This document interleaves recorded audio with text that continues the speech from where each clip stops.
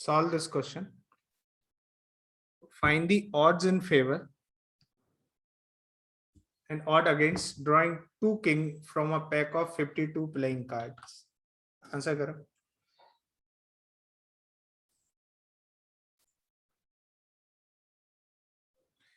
क्या क्वेश्चन कह रहा है? Find the odds in favor and odd against drawing 2 king from a pack of 52 playing cards.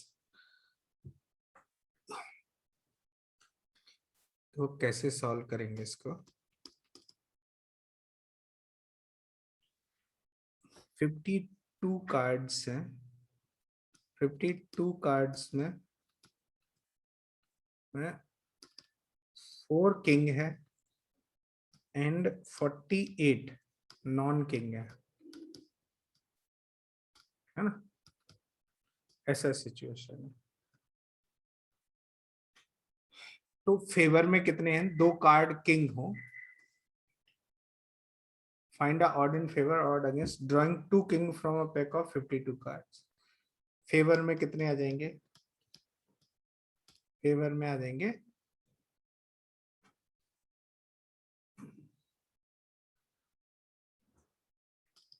4c2.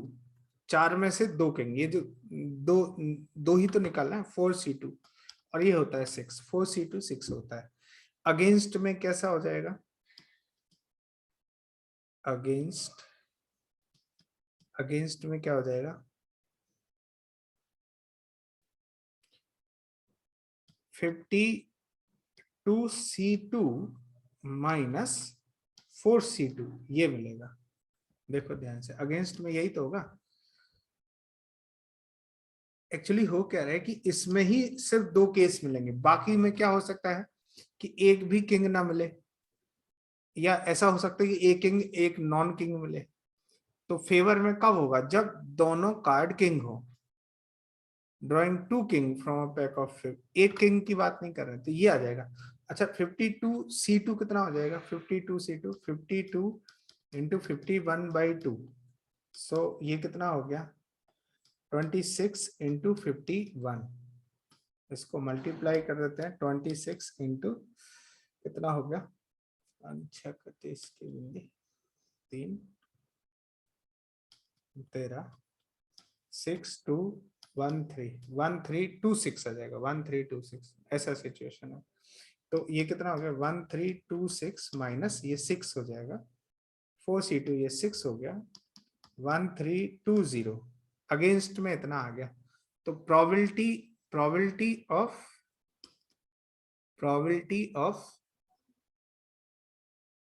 2 king from a probability, मतलब favour में कितने हुए? देखो यहाँ पे फेवर में है 6. अगेंस्ट में कितना है? अगेंस्ट में है 1320. तो पहला है ऑड्स इन फेवर. पहला टर्मिनोलॉजी जो यूज की गई है, ऑड्स इन फेवर.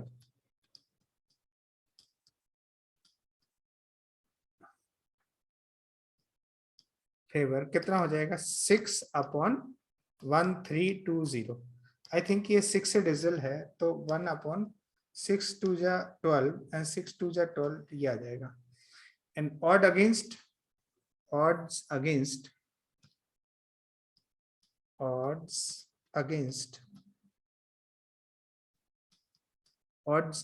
कितना हो जाएगा? ये इसका रेसिप्रोकल हो जाएगा, रिवर्स 220/1 ऐसा हो जाएगा. देख लो ध्यान से. क्या इतनी बात समझ है? Is this clear to you all?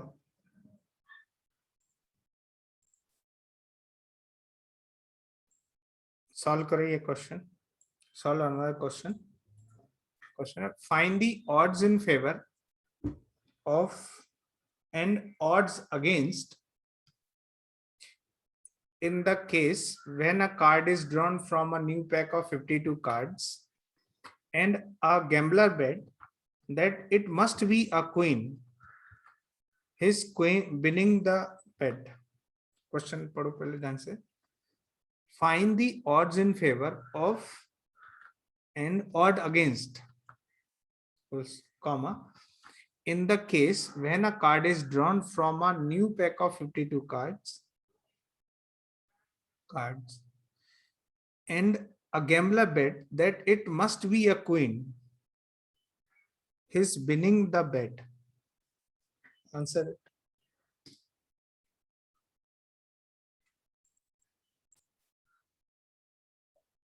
देखो कैसे करेंगे इसको। क्या होगा सॉल्व करने का तरीका।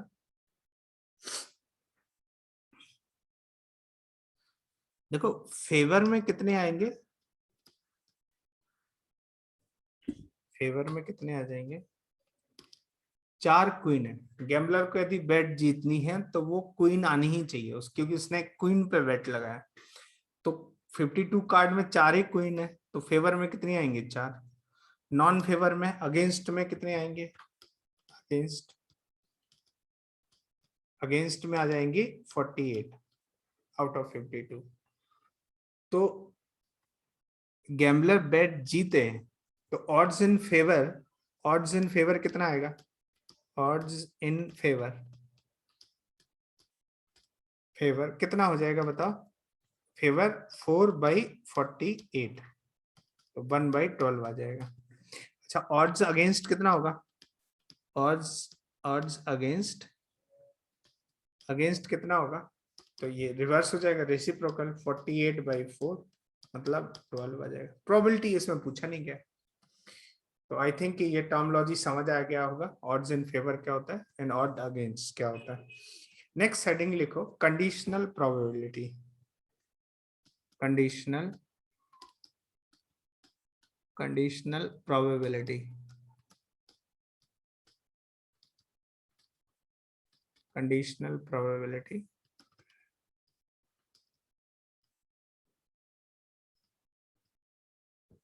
लिखो हेडिंग लिखो, और इसमें क्या देखते हैं कि कहाँ अप्लाई होता है ये देख लेते हैं कि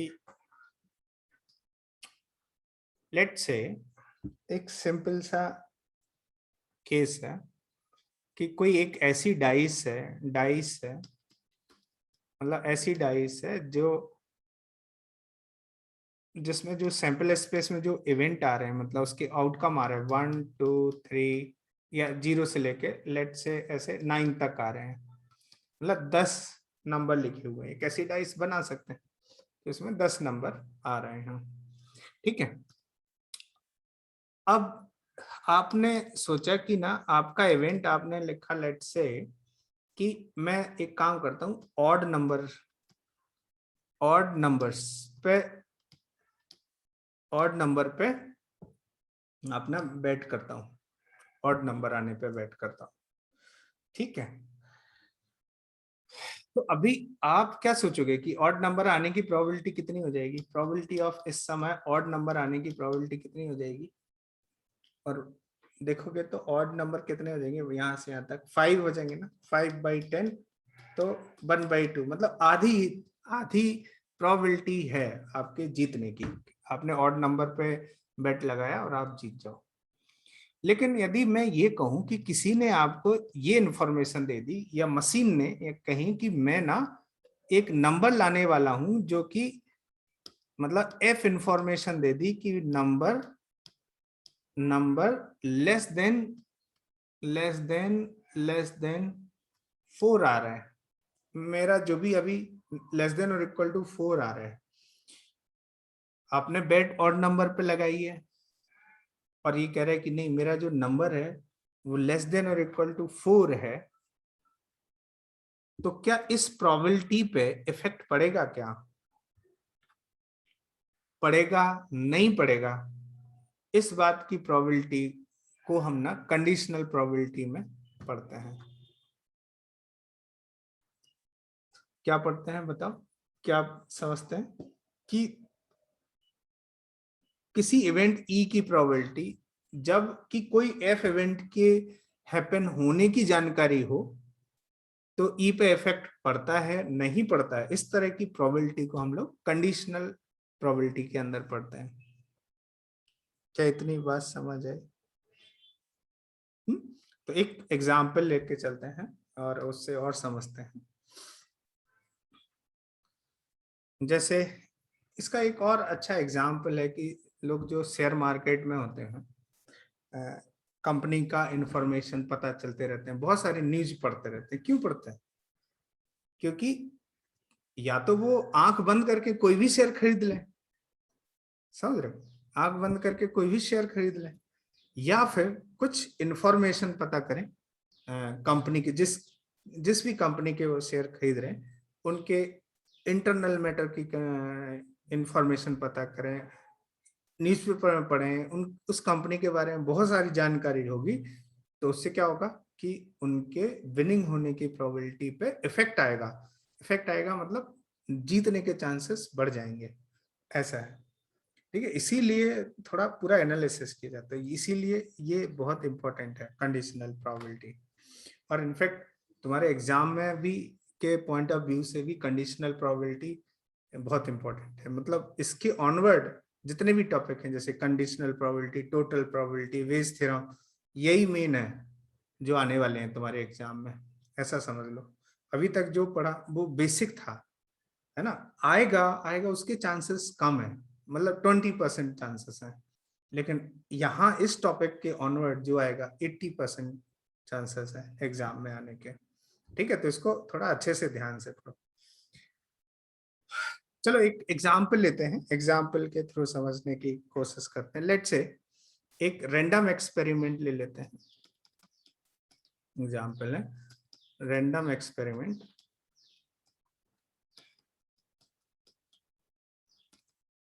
एक रैंडम एक्सपेरिमेंट ले उठाते हैं, throwing two dices, throwing two dices। ठीक है, तो सैंपल स्पेस में क्या क्या आ जाएगा? सैंपल स्पेस में आ जाएगा 1,1, 1,2, डॉट डॉट डॉट 1,6, ऐसे डॉट डॉट डॉट लास्ट में 6,6। इस तरह की सिचुएशन आ जाएगी। मतलब n ऑफ s की बात करें तो ये 36 हो जाएगा। 36 तो डाइस को आपने रोल किया। ठीक है, अब एक इवेंट है, लेट से ई इवेंट बना देते हैं। At least one even number appears, at least one even number appear. तो ई में कौन कौन से एलिमेंट आ जाएंगे बताओ? ई में एलिमेंट कम से कम एक इवन नंबर अपीयर। तो यहाँ पे जैसे 2 हो गया तो 2 1 2,2 ऐसे ही 2,6 हो गया। फिर यहाँ पे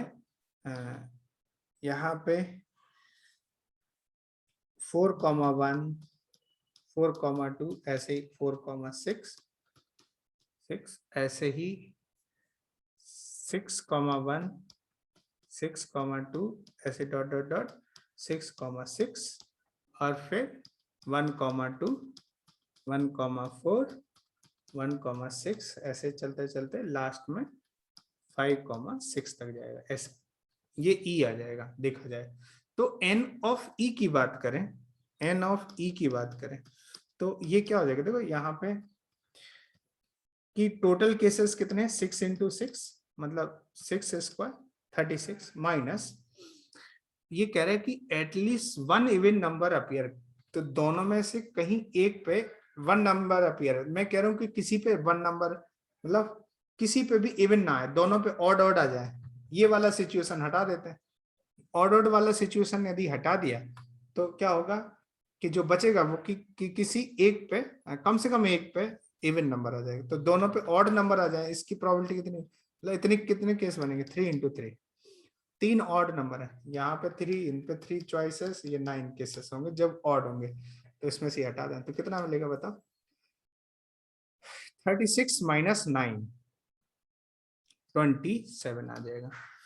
तो अब कहें कि प्रोबेबिलिटी बता दीजिए, probability of E event happen होने की जो प्रोबेबिलिटी है 27/36 मतलब 3/4 आ जाएगा। तो ये याद रखेंगे अपन थोड़ा, है ना?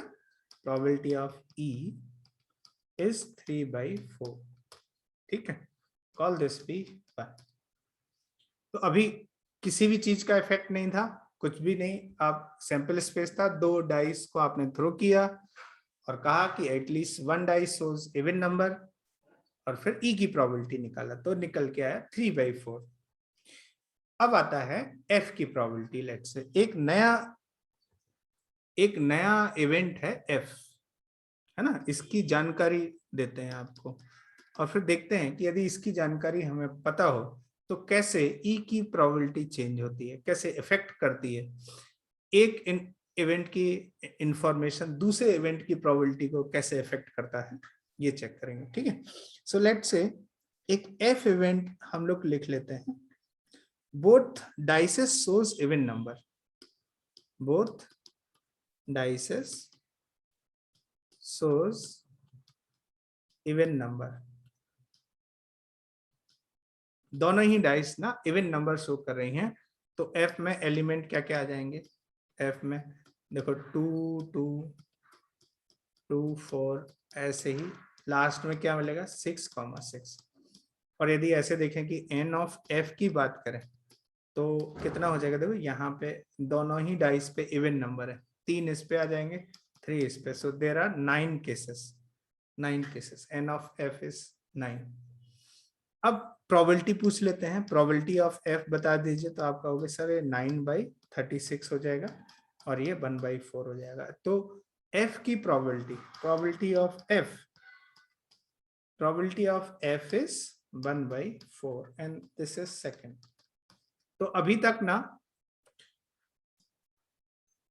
अभी ना ये दोनों ही एक दूसरे की प्रोबेबिलिटी को इफेक्ट नहीं कर रहे हैं। ठीक है, अब जो क्वेश्चन है वो क्वेश्चन ये है, देखो ध्यान से, कंडीशनल प्रोबेबिलिटी यहाँ पे लगती है, इस क्वेश्चन पे लगेगी। क्वेश्चन क्या है सुनो, probability of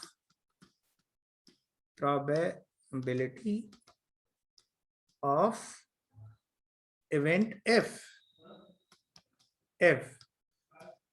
when it is known that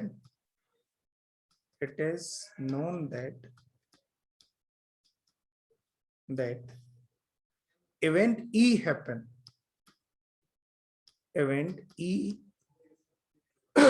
happens,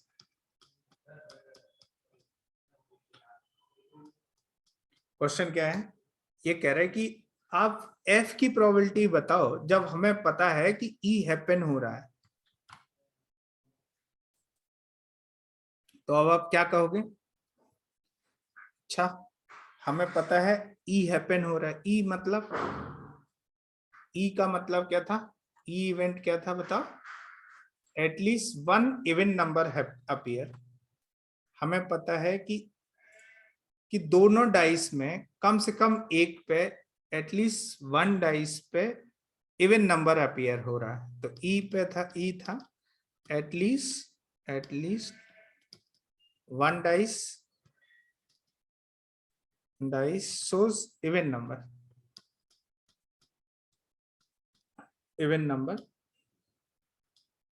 और एफ है क्या? Both dice shows even number,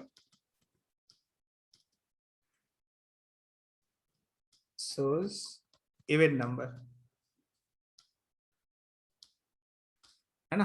तो ये जो लिखा है probability of F when E already been happen, इसी चीज को लिखते हैं probability of F when E already been happen.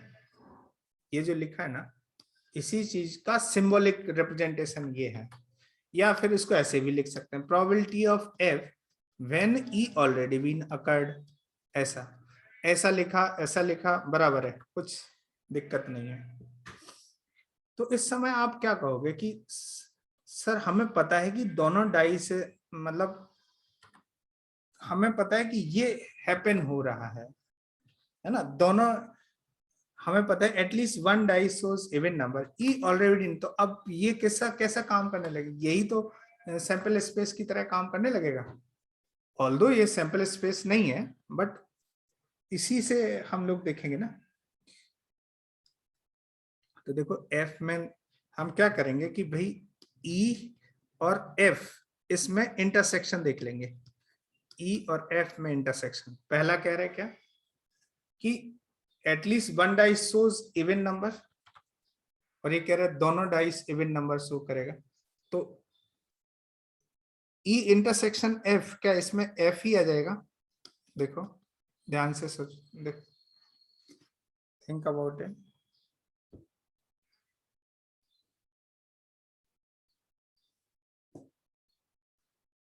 E और F both dices shows even number, at least one dice shows even number। इसमें क्या क्या, ये even, odd, odd, even, even, even, ये आ जाएगा ना ये वाला केस में, पहले वाले केस में ये आ जाएगा, ये केसेस बनेंगे।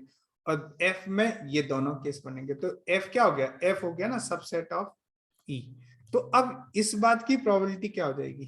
Probability of F when E already been occurred is probability of F intersection E upon probability of E। इस तरह से डिफाइन हो जाएगा, देख लो ध्यान से। या यूं कहें कि ऐसे, ये कैसे आएगा, ये आ कैसे जाता है? तो आप क्या कहोगे कि सर एक काम करते हैं कि N of E intersection F कर लेते हैं, जो दोनों में कॉमन है, और इसको डिवाइड कर देते हैं number of element in event E, E से डिवाइड कर देते हैं, यही ना। और ये इक्वली लाइकली आउटकम है, तो ऐसे कर सकते हैं। अब देखो इनको दोनों को NS से डिवाइड कर देते हैं, NS से डिवाइड करते हैं, यही क्या हो गया? Probability of E intersection F upon probability of E, ये हो गया। और ये फॉर्मूला बन जाता है बच्चा। फॉर्मूला क्या बन जाता है बताओ? कि प्रोबेबिलिटी ऑफ E या probability of A when B already been occurred, ये हो जाता है probability of A intersection B upon probability of B। ऐसा सिचुएशन आ जाता है, देख लो ध्यान से। तो अब यहाँ पे A इंटरसेक्शन B में, by the way A intersection या E इंटरसेक्शन F, तो F ही आ रहा है। तो probability of F when E already been occurred can be written as, ये फॉर्मूला लगा देते हैं, probability of E intersection F upon probability of E। तो probability of E intersection F is same as F ना। तो F की probability अभी कितना निकाला था? F की प्रोबेबिलिटी आया था 1/4, that is 1/4 divided by E की प्रोबेबिलिटी कितना था? E की प्रोबेबिलिटी था 3/4, 3/4 है, ये 3/4 पुट अप कर देते हैं, तो ये आ जाएगा 1/3, है ना। देखो आंसर,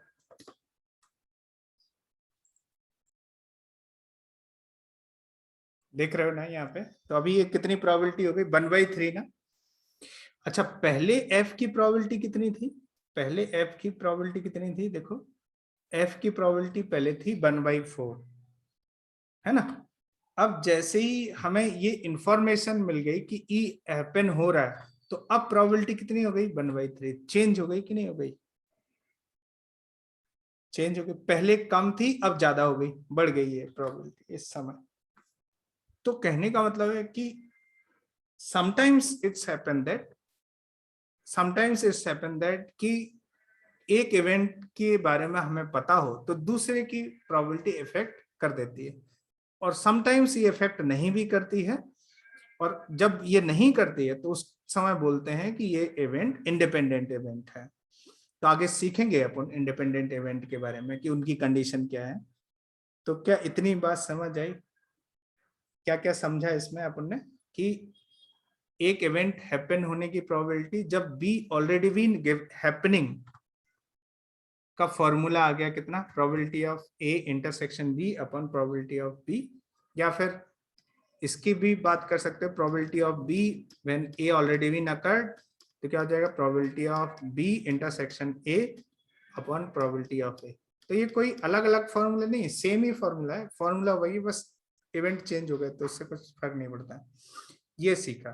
तो समटाइम्स ए के का हैपनिंग बी पे डिपेंड करता है, समटाइम्स नहीं करता है, नहीं करेगा तो उस समय हम बोलेंगे कि इवेंट्स इंडिपेंडेंट है, और यदि करता है तो बोलेंगे नॉन इंडिपेंडेंट, मतलब नॉर्मल इवेंट्स हैं। क्या इतनी बात समझ है? Is this clear?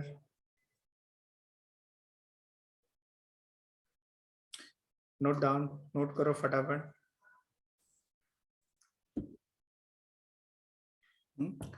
तो कंडीशनल प्रोबेबिलिटी पे एक थ्योरम है, नोट करो फटाफट। थ्योरम क्या है? If E and F are two events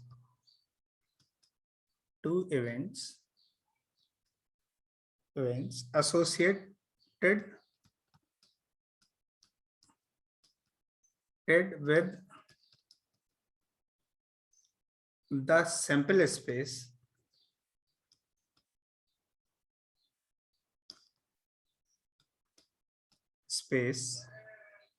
of a random experiment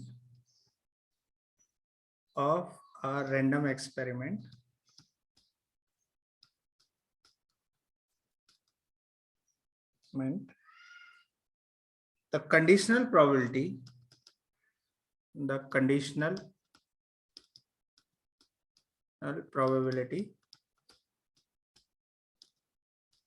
P of event E and E, given that F has occurred, that is probability of E upon F, ऐसे ये मतलब है। is given by, इसको लिखते हैं probability of E when F occurred is equal to probability of E intersection F upon